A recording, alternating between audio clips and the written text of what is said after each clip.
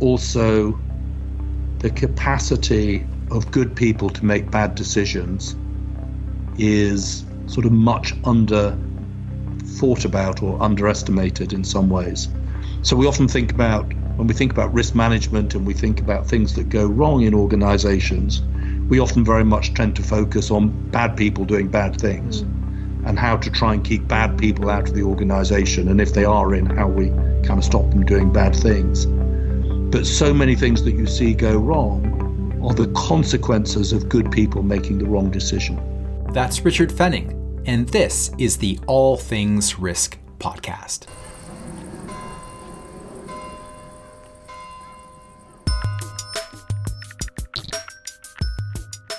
Welcome and welcome back to the All Things Risk podcast. I'm Ben Catania, your host.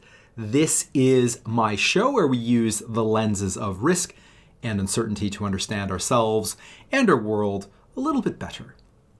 Today, we are going to dive into a few lessons from the political and security risk business. My guest is someone I've known for many years and have worked with. I want you to meet Richard Fenning. Richard was the CEO of Control Risks for 14 years, and he is now an executive coach. Control Risks is one of the most well-known political and security risk consultancies in the world. I worked there for 6 years in a previous life, and I've overlapped with Richard during that time. And as you might imagine, working at a place like that and being its CEO is very interesting. After all, it's a company that helps clients deal with things like kidnappings, terrorist attacks, coups, fraud, corruption, and just about everything in between. And it is interesting, so much so that Richard wrote a fabulous book about his experience as CEO, and the book is called What on Earth Could Go Wrong? Tales from the Risk Business. It's part memoir, part travel book, part business book, and contains firsthand, often humorous accounts of Richard's time in places like Iraq and Kenya, Colombia, the US, Russia, and a lot of reflections about decision-making and biases and a whole lot more. We talk about that as well as parallels between the current situations in Iraq and Afghanistan. We recorded this episode the day after the fall of Kabul. We talk about globalization. We talk about decision-making in difficult business environments. We talk about the difference between fear and risk and so much more. I think you're going to find this incredibly interesting. So let's get into it. Here is Richard Fenning.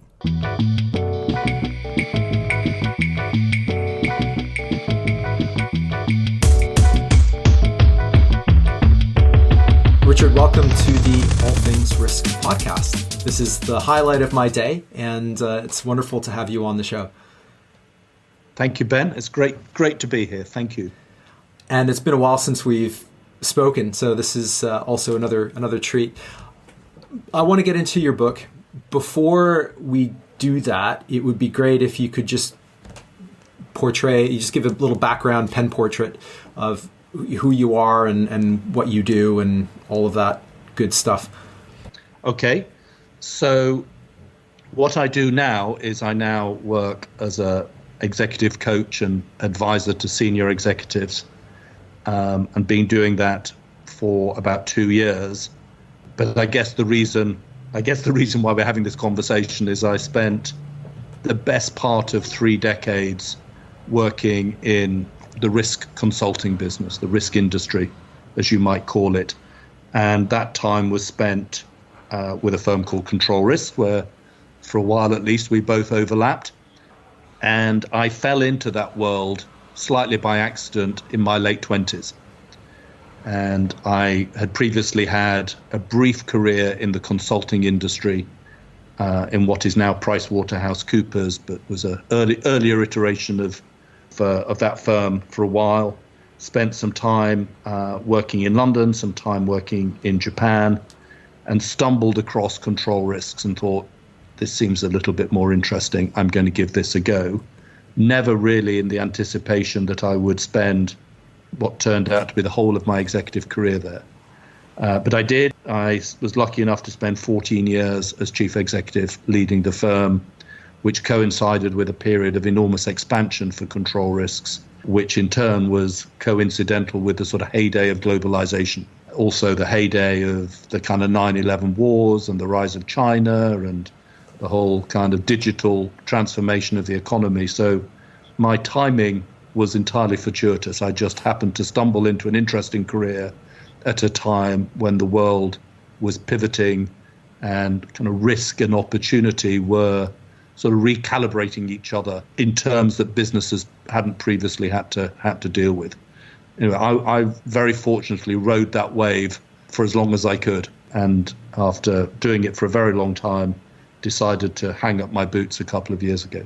And when we talk about the risk business, and for my listeners who may not be familiar with control risks, we're really talking about political and security and governance type of risks that often people don't really think about. Certainly at the time, I joined in the early 2000s, and this was still pre 9/11, and there was still this sort of Francis Fukuyama, the end of history, everything's going to be about trade and investment, and we're all going to be living happily ever after. But there's an underside to globalization that you touch on in the book that is fascinating, that gave rise to this expansion in risk. That's right. So ostensibly what firms like Control Risk do are deal with the kind of non-financial risks.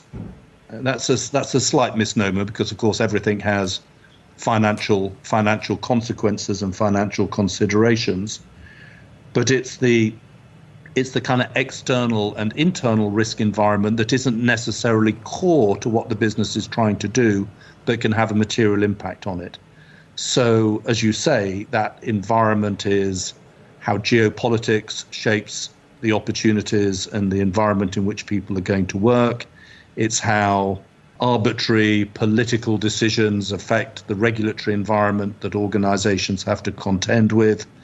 It's about how international security issues really shape the operating environment for businesses that are kind of operating a little bit further from home. Increasingly, it's all about how digital risk in the form of cybersecurity, in the form of hacking, and just the whole enormous vulnerability that's created by the way in which organizations sort of trade on an ocean of fungible data.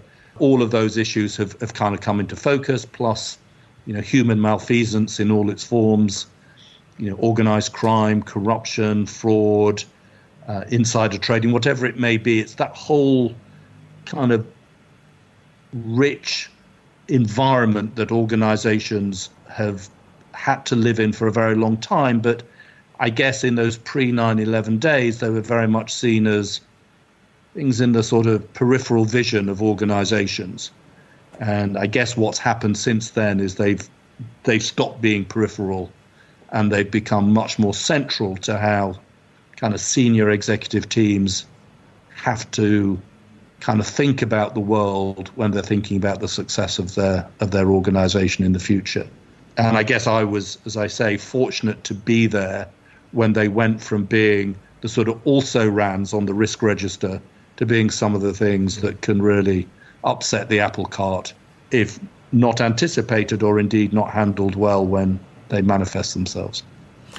Well, I want to bring your book into all that, because first of all, congratulations. It's a wonderful book. It's very well written, and it's so colorful. There's a lot of what we just talked about, you've just described, but there's some some sex, some drugs, not quite much rock and roll, but there's 2 out of 3 certainly for a risk management book, or a book that has risk management as one of its themes is tremendous. And I think that any executive or anyone curious about some of this stuff can gain a whole lot about what you've just talked about. And I just want to ask you first is, what was the origin story behind it? What led you to want to write it? Well, like lots of people, I've always fancied that I might have a book in me. I was fortunate enough to lead an interesting life, to travel incessantly to some quite fascinating countries. As I say in the book, some of them kind of well known to business travelers and tourists, some of them much less well known and probably not advisable for one's personal security or health to spend too much time in. So I thought that combination of kind of the itch to write a book and hopefully some raw material on which to base it, I should kind of give it a go. I had also for a while, whilst I was chief executive, written a blog for the company, which was sort of about every 10 days, 2 weeks, just trying to capture some of what was going on, coming across my desk, the places I was going, the people I was seeing and talking to, and just try and circulate that amongst the 3,000 or so people who worked within the organization right around the world. Like lots of kind of senior executives, you're always looking for ways to try and bind the company together, to give a kind of common sense of what the organization is up to, and also humanize the person who's trying to lead the organization. So I thought the blog might be quite a useful starting point. In the end, the blog was a useful sort of aid memoir to places and times and names. Turned out to be not very helpful. Writing a blog is different to writing a book. Everybody knows that. I had to learn it the hard way. But anyway, that was the genesis of it. I guess I've also been, all my adult life, something of a frustrated history teacher. So that sort of slightly pompous urge to opine on subject matters various was also let off the leash in writing the book. But I'm glad you enjoyed it, and it was something I'm very, very glad to have done. I hope it does shine a light on various countries and various issues, and I hope it shines a light slightly on this world that control risks and others occupy. I'd love to dive in a little bit with regard to some of the countries that you dedicate a few chapters around, and just to give my listeners a bit of a flavor for the types of things that you would have dealt with as the CEO of Control Risks. And maybe we could start with the chapter on Iraq. And just because what's happening in Afghanistan is certainly in the news today. When this goes out, I imagine we'll still be talking about Afghanistan. And I'm wondering about anything that you see in terms of parallels between the situation in Iraq and Afghanistan, but maybe also for my listeners, as you talk about Iraq, is just to give a flavor for what it actually is like working with a client there. Like you describe speaking to a Korean company in some tent somewhere, and the question was whether or not they should go and visit their operation near the Syrian border or something. And what must that be like? Because that's very difficult for the average reader to kind of put themselves into that situation. It just seems bizarre. Yeah. So these are very normal people in very abnormal places, I think, is the best way to describe what it feels like to work in these places. So just to rewind a little, I started going to Iraq on a regular basis shortly after the US-led invasion in 2003 that ultimately toppled Saddam Hussein. And the reason being, my firm and others was actively involved in advising and helping to secure embassies and relief efforts and humanitarian aid and reconstruction efforts in Iraq. Did that and continues to do that, and then latterly from 2008 onwards helped the international oil industry go back into Iraq and take over a lot of the Iraqi oil fields and get them properly productive again. And that's an ongoing series of assignments to help manage the security for international oil companies in what is, it fluctuates, but what is undoubtedly continues to be an insecure environment. So I had lots of involvement of talking to the Iraqi government, lots of involvement of talking to foreign governments, trying to diplomatically operate there, and lots of experience of talking to international companies who were finding a way to operate successfully and securely in what at times was quite perilous parts of Iraq. What it feels like is, as I say, it feels like kind of very normal conversations, but set against a very unusual backdrop. And that's probably one of my kind of takeaways from whether it's, the Niger Delta, the backwoods of Colombia, Afghanistan, we'll come to Iraq. These are places that one sees in extremis through the media. But in reality, these are normal people trying to achieve reasonable goals against very difficult circumstances. And so sometimes you find yourself sort of in a very contrasting situation. I remember routinely driving with clients around Baghdad in heavily armored, in fact, Toyota Land Cruisers mostly, but with sort of specially armored vehicles with armed guards to protect us. And you're driving past school children going to school, you're driving past markets, you're driving past people kind of going out for a walk, you're driving past people just going about their normal lives. And there is a sort of oddity to that the sort of security protocols that surround you in order to be able to open an embassy or run an oil field or whatever it may be, by necessity require a high bar of security to make sure that whoever it is dispensing their duty of care appropriately.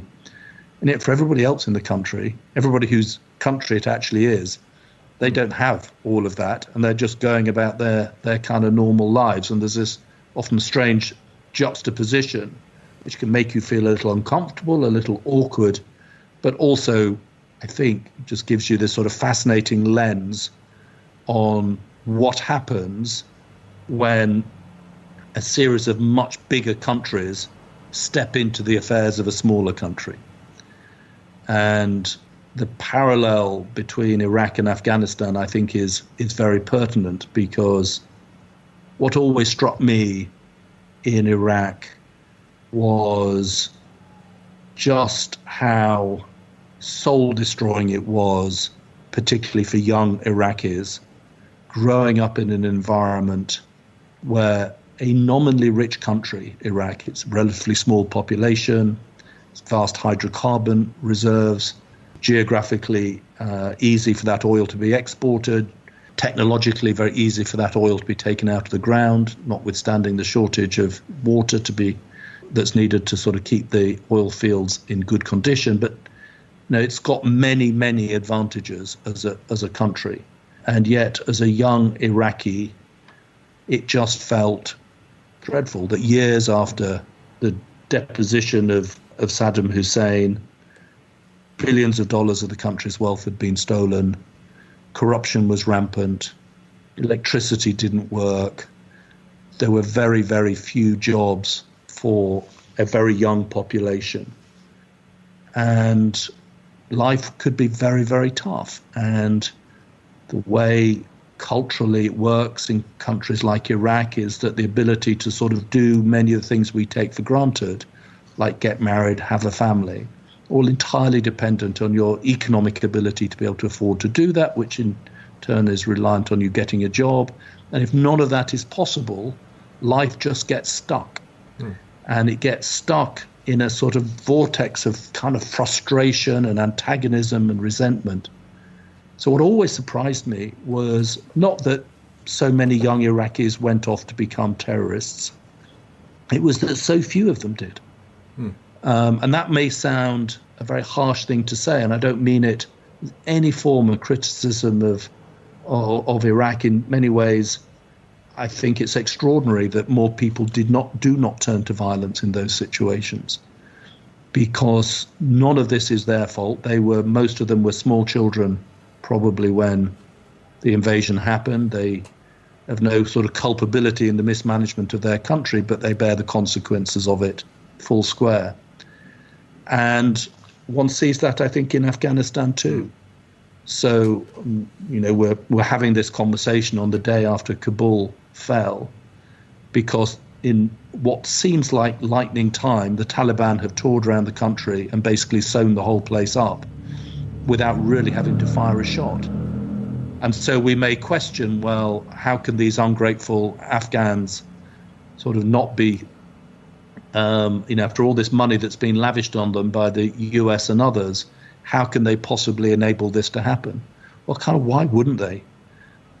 Something in the region of just under half the Afghan population is still receiving emergency relief.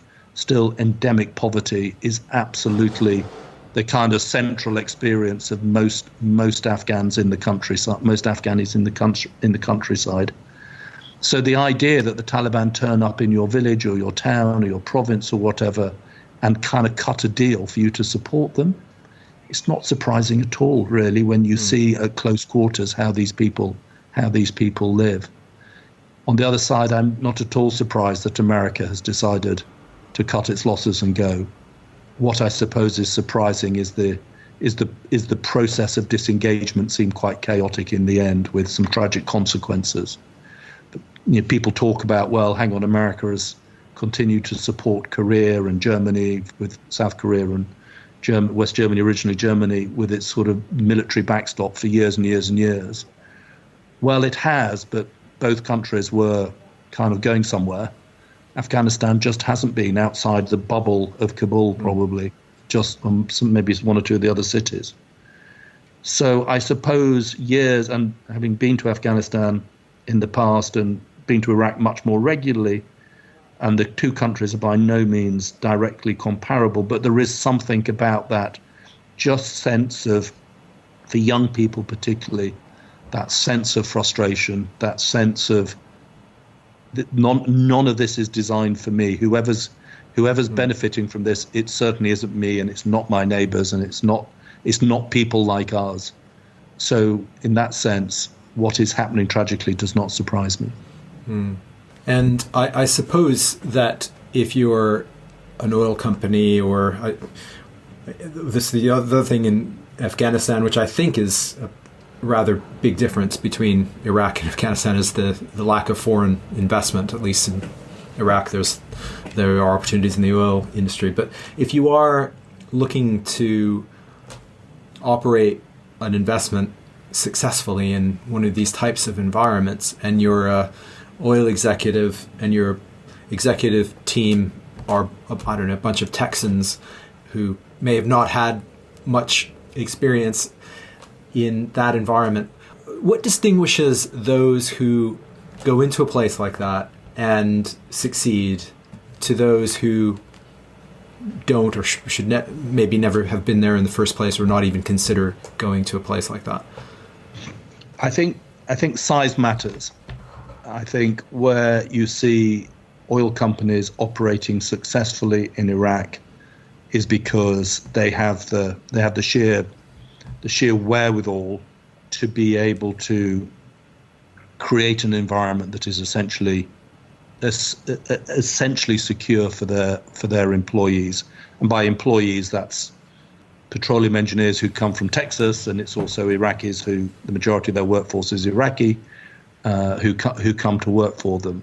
But if you're a big international oil company, you can create an environment in which you effectively isolate your operation from the worst excesses of what's happening in the community outside. That in itself can, on occasions, lead to problems that the local population feels completely excluded from something they see going on in their midst, but have no real sense of participation or being beneficiaries of. But in the sort of primary task of keeping it and the people in it secure, then the sheer heft of international oil companies allows that to happen. And they're good at it, right? They've been doing it in dangerous parts of the world since we first started taking oil out of the ground for commercial purposes. Some obviously are more sensitive about the way they do it than others, but by and large, the kind of big international companies, the names we all recognize, kind of know how to do this.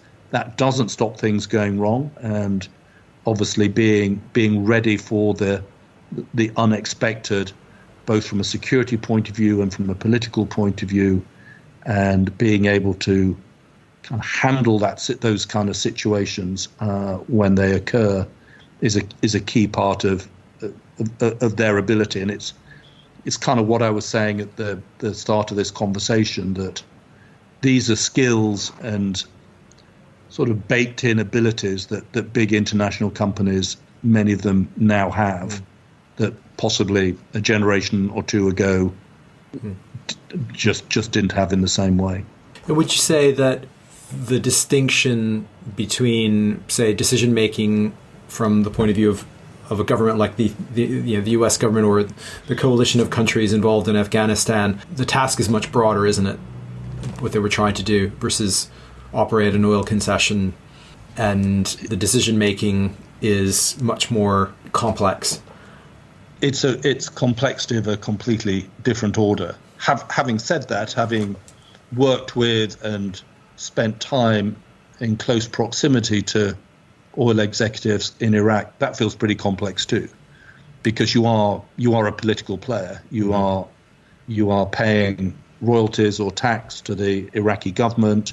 You're often in some kind of potential sort of joint venture or cooperative production arrangement with Iraqi state oil, the sort of Iraqi state oil apparatus. It feels pretty complicated. You've got to be a business person, you've got to be an engineer, you've got to be a diplomat, you've got to be a social worker, you've got to be a sort of human rights advocate, you've got to wear many, many different hats in order to be able to operate successfully in that environment. But what the US government, whether it set out to do it in Afghanistan in 2001, but what their mission mutated into is essentially a mission impossible. And President Biden is facing a lot of criticism, but what he can't be faulted for is the sort of clarity of his honesty about the fact that this is not going to work. And we could spend a lot more time here and spend a lot more money and watch a lot additional people suffer and potentially die as a consequence, and we're still not going to get it right. Right. And it may be a brutal truth, but it is, I think, true. Okay. Well, let's maybe transition to a few other parts of the world that you describe. There's so much good stuff here. It's hard to choose, but there are a few that stuck out to me. One that I quite liked was the contrasts when you went to Colombia. Well, maybe you could just talk a little bit about that. And it's fascinating. This idea of contrasts is so fascinating because I think it's a theme that comes out of your book. The other one that I would love to talk a little bit about was your time in Lagos and markets, because we think about capitalism as something that is a Western concept, liberal economies. Whereas if you go to Lagos, it's there's a few things that people can learn about capitalism in Nigeria, but these ideas of contrast it's quite interesting. So Colombia is a country that I've got to know well over the years. It's a country that I have enormous affection for, but like many countries, the contrast between the lives of the well-heeled elite and the lives of the poor are lived in very close proximity. Brazil is another good example. I mean, there are endless good examples of where that happens. But one thing I describe in the book, I think, is going to Colombia for the first time, having read all of these horrendous descriptions of this country that was kind of hanging on for grim death from the impact of both sort of left-wing insurgency and terrorist organizations operating seemingly with impunity within its territorial boundaries, and also the massive impact of the cocaine cartels that Colombia was notorious for a long time. And I remember going there for the first time and flying there from New York and thinking, what on earth, this is Dante's seventh circle of hell that I'm about to go into. And a few hours later, finding myself sitting in a beautiful restaurant in a beautiful colonial square in a sort of upmarket part of Bogota, just having wonderful conversation, wonderful food, sort of curiosity and open-mindedness and sort of intellectual stimulation to the conversation that at the time I didn't really sort of feel I couldn't really recall having similar conversations in New York or London or wherever it was. And I thought, how can this be, this country that has got this bad rep for being so kind of dysfunctional, and yet over the course of the next few days spending time, actually in this case helping to support a children's charity in Bogota, and then seeing very viscerally and graphically at first hand just how appalling the lives of very, very poor people are that have been ravaged by the conflict, have been ravaged by the narcotics industry, have been the direct victims, frankly, of a lot of sort of civic mismanagement over the years. And they're living cheek by jowl. And you see that in cities in Brazil as well, where there's a kind of gilded elite living meters from some of the toughest favelas and townships in Brazil that you could possibly imagine. And yeah, that never left me, that sense of, it's rather like, as I described a moment ago, driving around Baghdad or Kabul, sort of insulated within the cube of a armored car from the ordinary lives of people. And one of the things I hope I was always attempting to do in the world I occupied was trying to sort of reach beyond and get a sense and a taste for what it felt like to kind of live that kind of life, to really understand what it was that made these countries tick. You feel it, of course, in many countries in Africa. You feel it very much, I think, in South Africa in particular. One of the countries I didn't write about in the book, but I wished I had, is South Africa, where that contrast between a prosperous economic elite and people for who generation after generation their lives continue to be frustrated. And again, the thing that surprises me is not that kind of violence breaks out, it's that violence doesn't break out more often. Why do organizations get into difficulties in some of these places? What are some of the common themes of that you've seen, against this backdrop? Obviously, there's a lot of complexity. Think about the contrasts in living standards and a range of things. But are there some things that, whether you're talking to an executive in Russia about something that their company may have done versus another one in, somewhere in Brazil or in another part of Africa or something that you think to yourself, I've seen this before? Yeah. So there's a couple of things. One is the nature of modern corporations are really hard to govern. Mm-hmm. And I choose the word govern rather than manage. And what I mean by that is kind of global organizations that employ tens upon tens of thousands of people, but operate under a single brand, but operate in maybe 150, potentially 170, 180 countries around the world.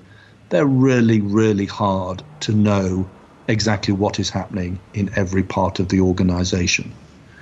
And I think that the tendency for organizations to get larger and larger and larger, I think, is a factor. The distinction I'm making is that it's relatively straightforward to motivate people and incentivize people to go wherever they can in the world and kind of make money. It's much harder to know how they are conducting themselves and what decisions they're taking and what compromises they're making, what contingencies they're sort of storing up that are going to go wrong at some stage in the future. That's much, much harder in global, decentralized, enormous organizations. And at the same time, you've got this sort of cult of celebrity that surrounds the top of a lot of organizations. The sort of deal-making capability of superstar CEOs who live a life of going from analyst call to meeting with advisors to giving a speech at Davos to circumnavigating the globe on the private jet, surrounded often, this is a slightly controversial, slight generalization, but often somewhat sycophantic, can't really tell truth to power, sort of phalanx of advisors around them. I'm exaggerating for emphasis to sort of make the point. And they're living within a disconnected cocoon, and they're overseeing organizations that by their very size and complexity are almost impossible to keep tabs on. And that disconnect, I think, is where a lot of things do go wrong. I think also the capacity of good people to make bad decisions is sort of much under thought about or underestimated in some ways. So we often think about, when we think about risk management and we think about things that go wrong in organizations, we often very much tend to focus on bad people doing bad things and how to try and keep bad people out of the organization. And if they are in, how we kind of stop them doing bad things. But so many things that you see go wrong are the consequences of good people making the wrong decision.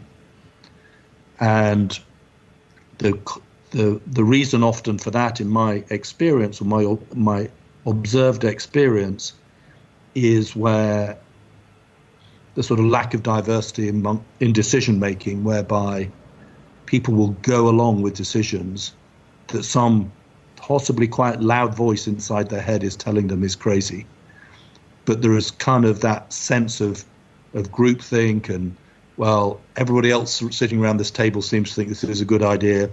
I don't want to be the one squeaky wheel who puts her or his hand up and says, are we sure we really want to do this? And one sees it time and time again, that the wrong people get hired, go into the wrong relationships, go into the wrong joint venture deals, go into the wrong, structure deals in the wrong way. And then everybody turns around and says, well, I always thought it was a crazy idea, but I didn't say anything about it at the time because that's just the nature of how decisions get taken. And it's that lack of kind of self-critical thinking or reflective thinking that is just absent in the way so many decisions are taken historically amongst groups of people who kind of started to look and think the same over time. So I think there's a whole bunch of reasons, but if you like, there's a couple of themes there. It's the huge, vast, decentralized complexity of organizations. It's the isolation of senior management often from the reality of what's happening. And it's this sort of groupthink mentality that often encourages people to be party to decisions that if you gave them a polygraph, you'd find out they didn't really agree with it at all. And just thinking about that and some of your descriptions of your travels, and I'll preface this with something I've thought about, and I've had guests that talk about this sort of theme, but there's this term in risk that you're well aware of, the black swan, and something that comes out of the blue and so forth that we couldn't have predicted. But I think a lot of risks that are described like that are really just blind spots. That actually, if you look around you a little bit and ask some meaningful questions, you could actually discern that maybe not all is as it seems. And some of that might be having the kind of observations that you've made in the course of your travel, and thinking about the implications of corruption and this guy I'm having, we're looking at striking a deal with in Brazil, and just connecting a few dots and having a little bit of curiosity can help. But why doesn't that seem to happen often enough? Well, I think the whole notion of a black swan has become a kind of cop-out for people involved in the management of risk. I'm not suggesting that in its original inception and sort of formulation, the idea of the black swan isn't kind of helpful, but it's too helpful. Sort of things that take us by surprise, we absolve ourselves of responsibility for not thinking hard enough about them previously by saying, oh, well, they're a black swan. The pandemic was a black swan. No, it wasn't. Not at all.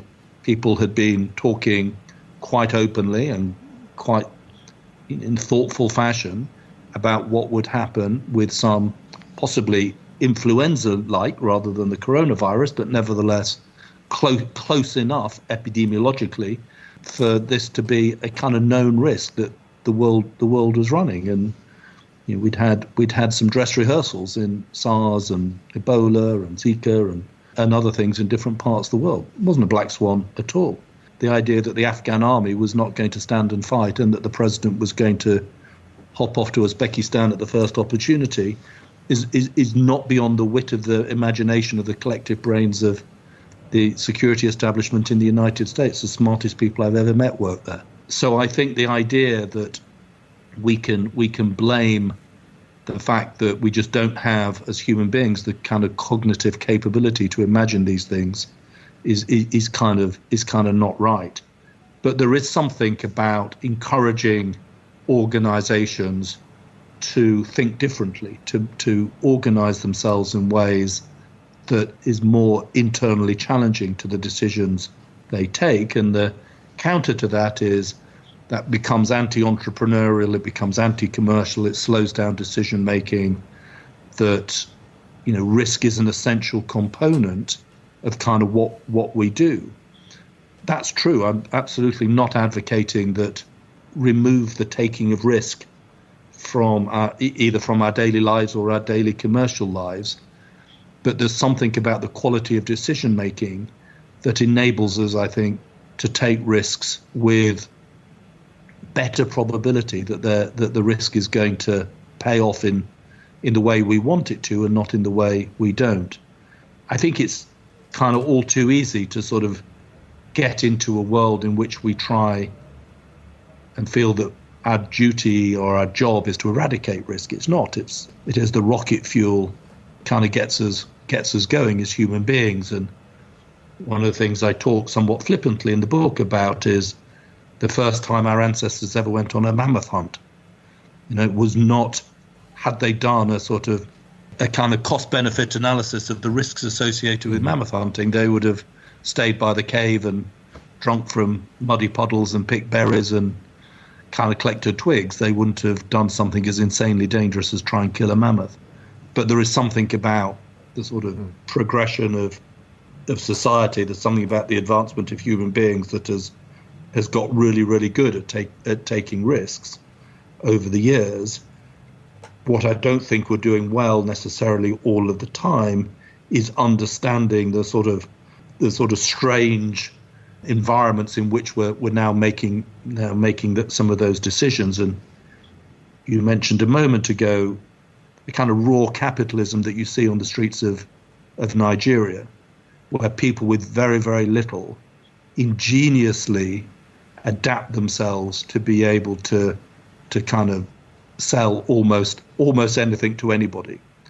There's seemingly definitely something kind of in the air in Nigeria that encourages that. It's the country, obviously, that's got some very significant challenges, but it's a country that has got, in my estimation, the rawest and purest form of capitalism that I've certainly ever seen. We have this wonderful distinction between fear and risk.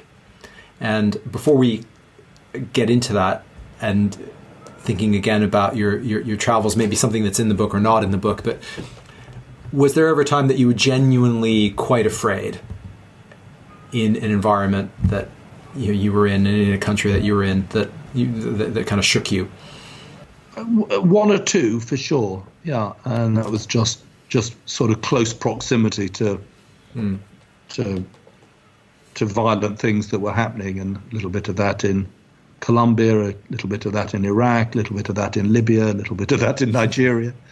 But I I don't think I ever found myself in anything like the sense of kind of mortal danger that for so many people, I'm afraid, is their daily lives.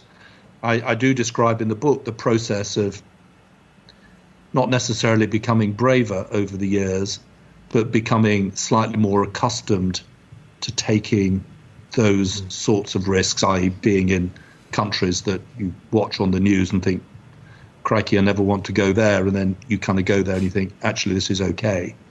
So I never found myself absolutely in fear of my life. I found probably harder to deal with was the sort of close proximity to the sort of quiet desperation with which so many people, particularly young people, have to live their lives. And that discomfort, that contrast between my ability to sort of somewhat voyeuristically observe and then hop on a plane and go home versus the sort of lived reality for everybody else. Over time, I found that much more difficult, and helping, being around very difficult kind of life and death issues and seeing other people in states of really heightened emotional stress and fear and panic. I never became I hope I never became desensitized to that, and I don't think I ever really became accustomed to that. That's not to suggest that I lived my entire life in a state of kind of existential anxiety. I don't think I did. I had enormous fun doing this job a lot of the time. So much less really was I ever in danger. Yes, a little bit. Yes, occasionally. But just more the kind of watching what it's like to live your life in a way that kind of the life that we lead in the West, in the UK or wherever, we just certainly in the kind of way we've sort of inoculated ourselves from immediate danger in our lives. It feels very raw to see it at close quarters. I can imagine, yeah. I've had a little bit of a taste for that during my time at Catoris, but not the breadth of the diversity of all the different countries and the types of things that you would have dealt with. I do want to come back to this point on decision making and risk and fear, because I like your distinction between risk and fear. Maybe if you could just give a little synopsis of what that is.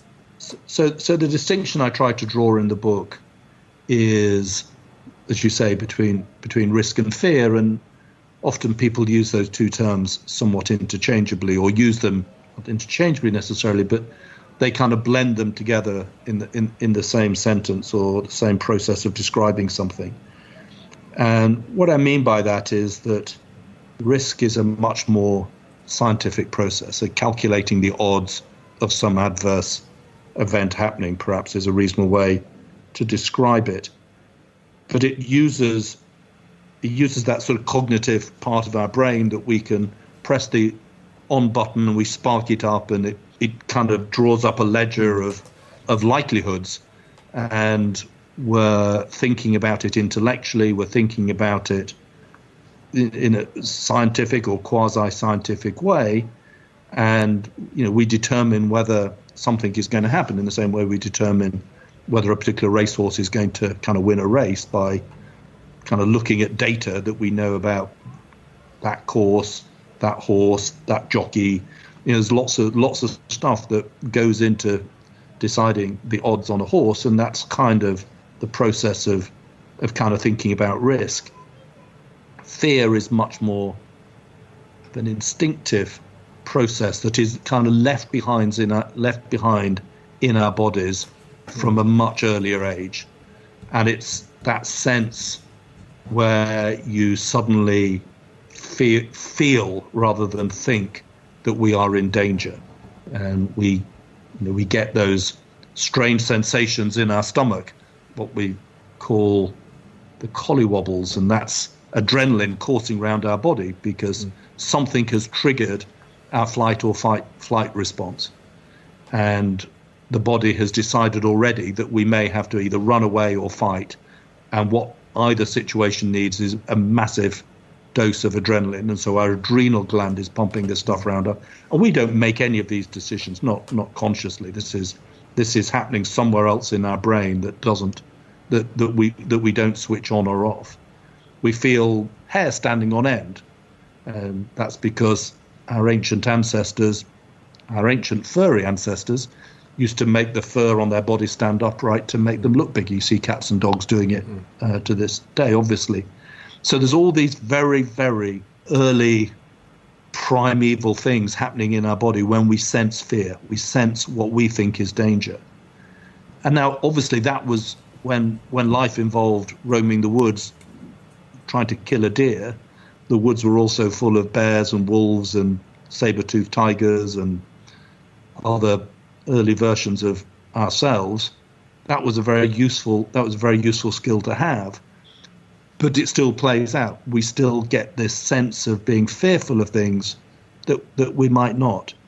And I draw the distinction in the book, and one has to be careful with the language here, but people are extremely fearful of terrorism, and for good reason. It's a terrible thing, and I'm not for a moment underestimating that. But society disproportionately obsesses about terrorism very often. And things like opioid addiction, obesity, pandemics, texting while driving, all of the things that we know are going to do us and our members of our family and our friends and society in general. We know these things are going to harm us. They are harming us here as we're having this conversation. There will be people within a few hundred meters of where we're both sitting who will be drinking themselves to death through alcohol abuse. As a society, we deprioritize dealing with those kind of risks, even though they are manifest and they are real. And we often prefer may be the wrong word, but we opt to worry ourselves about things that, yes, if they were to happen, would have a very significant adverse impact on us, but statistically they're very unlikely to do it.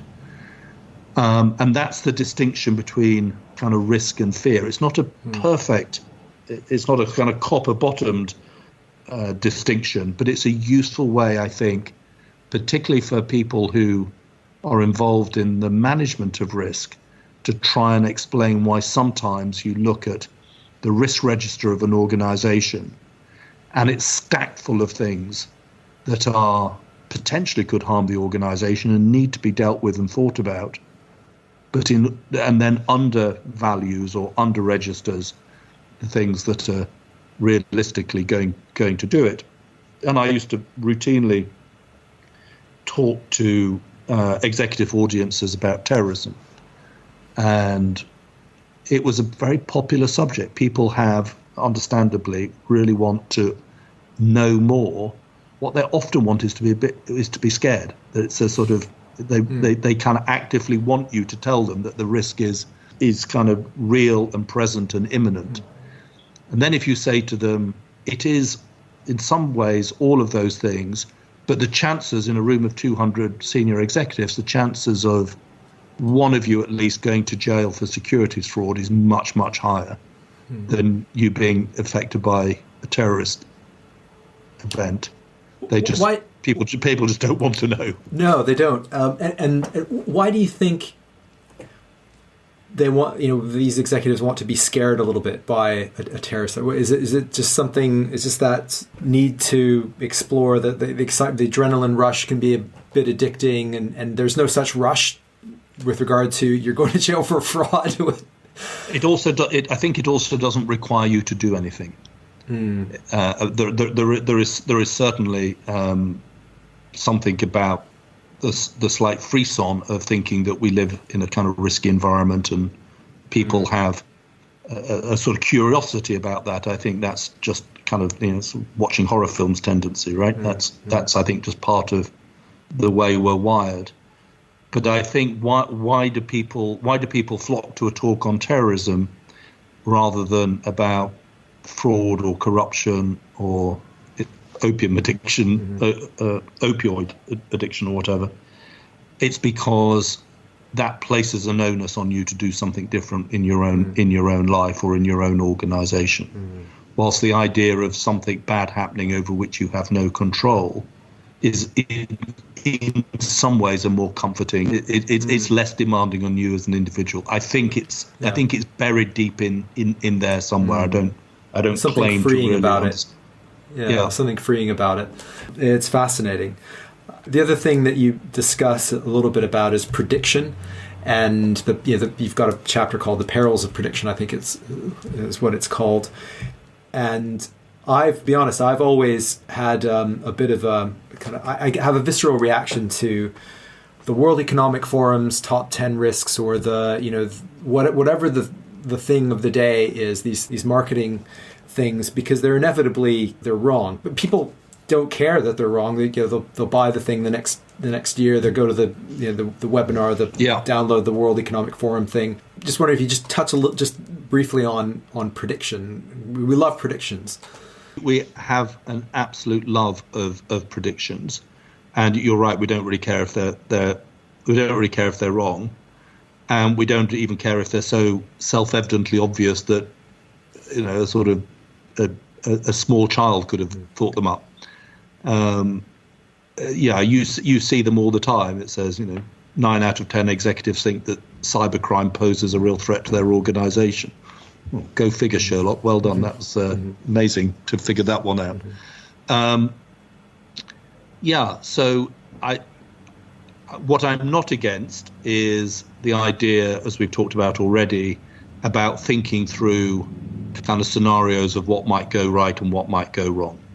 And we keep coming back to this, but the idea that the Taliban were much closer to assuming power than we previously thought was something that I'm sure had been discussed, because it was not a crazy scenario.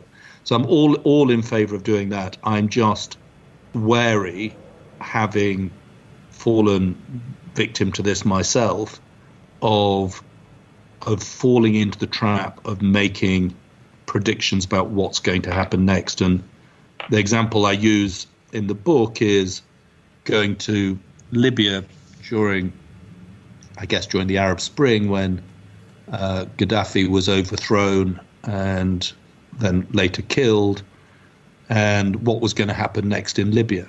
And I was there at the time, and I thought to myself, this could be quite a good news story here. And I guess part of the reason why I'm suspicious of prediction is that I think very often there is a temptation to want to be slightly contrarian. And this was on the back of Afghanistan and Iraq, and Syria was also just kicking off at the time, and probably thinking there ought to be one of these at least ought to go right. Everything else is going wrong.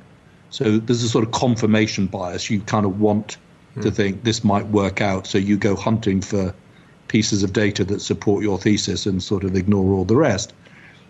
But I remember thinking to myself, here's a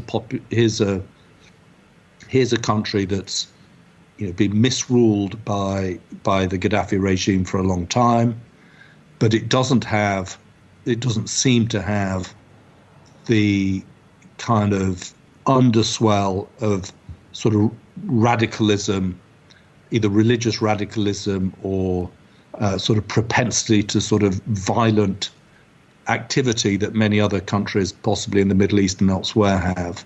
It seemed a reasonably sort of passive, Pacific sort of country. It's got oodles of oil. I think at the time Libya probably had 3% of the world's oil production, and a very, very small population. It has a big expatriate sort of diaspora. Most Libyans, I think, live in Manchester. Sort of, they don't, but there's lots of them there. And so everybody has a sort of relative outside Libya. It's not a closed country in the way that we possibly might have imagined it to be. And I think in some ways that has a sort of leavening effect on sort of people's capacity for extremism. So it struck me as if there's a country that could have a reasonable transition. It's this rich, young, close to Europe, already able to sell its wares on the international market. And could it be a sort of North African version of, I don't know, Qatar or Abu Dhabi or something. Anyway, I kind of dreamt up in my imaginings that it possibly could be, and it just wasn't. It just wasn't going to happen. There was no state structure for that good news story to sort of hang itself around, and the whole thing deteriorated and continues to wallow around in that deteriorated state all these years later. And so I am nervous about predictions. I'm not nervous about thinking through different potential outcomes and preparing oneself for a variety of different scenarios. I'm super trepidatious now about assuming anything sort of linear in the way that human affairs are likely to evolve. Well, that's how so many of your past clients have gotten into difficulties, following the herd, or all kinds of examples of that type of thing. Yeah. Okay, just conscious of time, but I did want to ask you, you mentioned South Africa, but was there anything else that you would have liked to have discussed in the book that this didn't make the cut, or in hindsight you would have liked to have included? So I think we've touched on it already. It's this issue about why good people make bad decisions, and why. And I would like it is in the book, but as I look back on writing the book now, and again, sort of reflect on the world I occupy now of helping senior executives often grapple with a complex in-tray. It's the way in which, it happens obviously at governmental level, that the smartest people available can still make dumb decisions. It happens at a kind of corporate collective level with teams and executive teams and boards of directors. And it kind of happens with individuals as well. And there is something about the process that we go through, mostly collectively, but sometimes individually, where we look back and think, why on earth did we do it that way? And that there's part of me that wants to spend much more time really trying to break down what it is that kind of when it goes right and kind of when it goes wrong.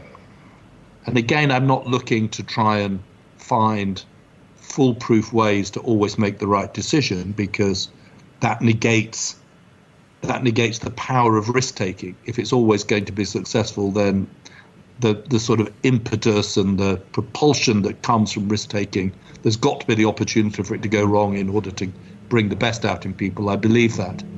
But I think there is something about decision making at the top of organizations that I would really like to spend more time on. Yeah, there's so much there. It's a fascinating part of actually the human experience, because we're making decisions all the time.